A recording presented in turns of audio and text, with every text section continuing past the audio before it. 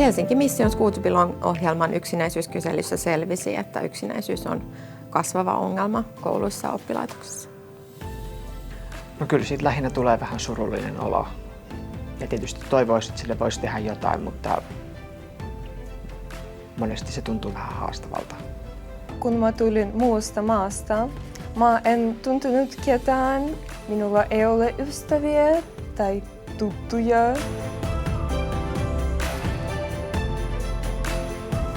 Ratkaisut lähtee yhteisöstä.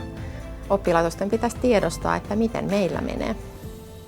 Tavoitteena tulisi olla, että meidän oppilaitoksessa kukaan ei koe jatkuvaa yksinäisyyttä.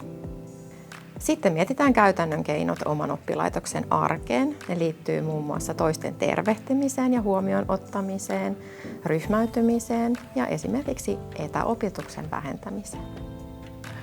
No oppilaitoksissa ehkä justiinsa pitäisi luoda lisää mahdollisuuksia siihen ihmisten tutustumiseen ja kohtaamiseen ja kanssakäymiseen, että enemmän tehtäisiin tunneilla yhdessä, enemmän oltaisiin välitunneilla yhdessä, ihan vaan, että tulisi niitä kontakteja, niin kyllä sieltä sitten yleensä jonkun kaverinkin jostain löytää enemmän tai myöhemmin. Ja se olisi parempi, jos meillä esimerkiksi enemmän erilaisia tapahtumia, jossa ihmiset voisivat tutustua uusiin ihmisiin.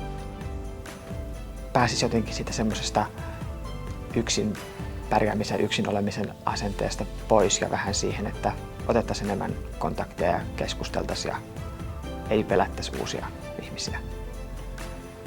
Mä haluaisin, että nuoret tietäisivät, että he eivät ole yksin.